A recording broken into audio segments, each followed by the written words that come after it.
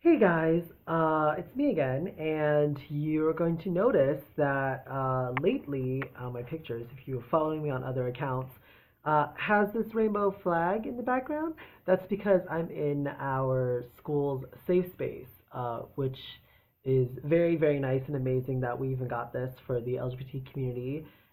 It's quite nice. Let me show you around really quick. So it's just a really small room and it's located on the second floor of our library, which is fantastic, and I love it. So yeah, just a little blurb before I start talking.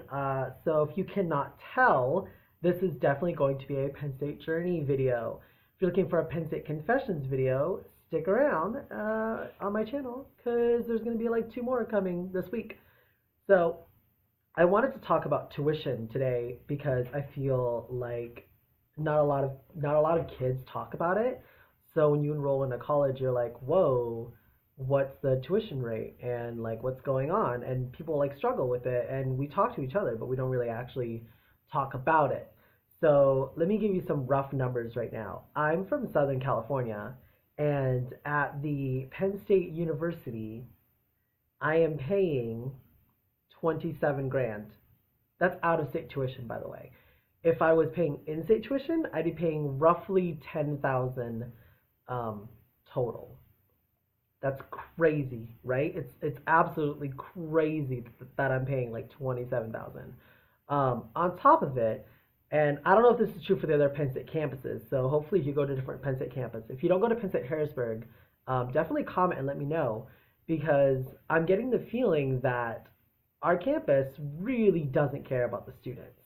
And I mean this because the financial aid office and they try ish. Last year they really tried for me, and I appreciate that. But my tuition last year wasn't covered at all until a week before finals. Like 1 week before finals was when my tuition was covered. So until then, I had no idea if should even be going to class, if my grades were even gonna matter, if the time I invested was gonna matter, and I was like freaking out. But it worked out. And then this year, I was like, okay, I'm going to qualify for in-state tuition. It's all going to be good. And the financial aid that they did give me is going to be enough to cover my tuition and then roll over to cover next year's tuition, which will be fantastic. But then I sent in my in-state tuition packet, which included a cover letter, pay stubs from both the library that I work at here, I work at the school library, and a second job that I got. So I worked two jobs.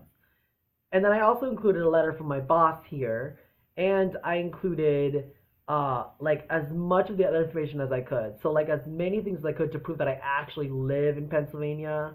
And just a little side note, a little FYI, I haven't left this state except for like two times. I literally left twice last year.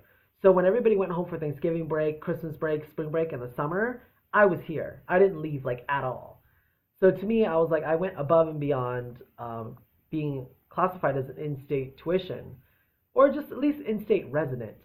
Um, but like, I got an email today that said that my status is still non-Pennsylvania resident, and that's kind of upsetting because I've been living here for the last year and almost year and a half now. And it's just like it's crazy to me because I've been struggling to eat. I've been struggling to live. I'm not even kidding you. Last year, if my friends were not giving me food from their meal plans, if the school did not have like a lot of free stuff at events, I would have not eaten at all. I lost 15 pounds actually. So that tells you like just how much I struggled. And I thought this year would be different because I got a job in the spring from the school and then I started working at Turkey Hill down the street.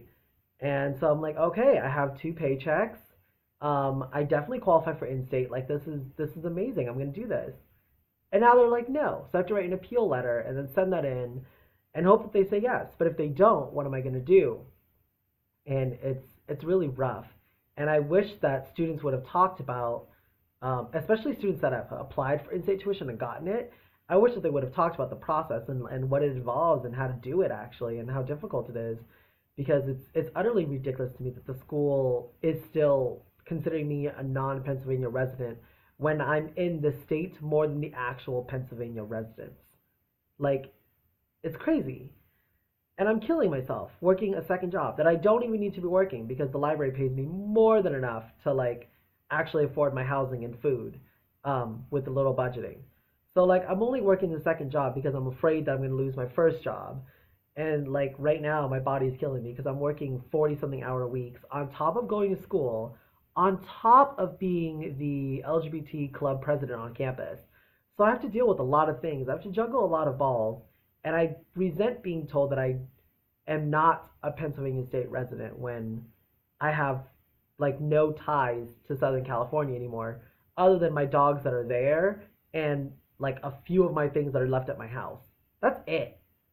So I don't know. It's upsetting. Um, it's kind of disheartening too because right now it's the week before Thanksgiving break, so we have the rest of this week of classes, and then we get next week off, and then we have 2 more weeks, and then it's like finals, and then it's Christmas break. And so like I'm starting to think, should I even be going to classes? Will it matter if I go to classes? Like, cause all this energy I'm putting in to get straight A's, or I think I have a B in one class.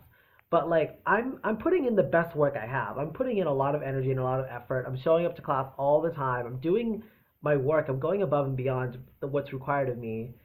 And you're telling me that like all this is gonna be for nothing? That I'm gonna have to retake some of these classes? Like really? I'm not okay with that. And I don't think you should be either if you're going through this process. And I definitely don't think the school should be making it this difficult, especially when I've been living here, living in this state, in the same exact city, in the same exact small town, in the same exact like 2 blocks for the last year and a half. It's a little ridiculous to me, and I'm upset. And I'm also, I don't know, I feel betrayed, I feel upset, I feel lost. I don't know what to do. Um, so yeah, that's my Penn State journey update.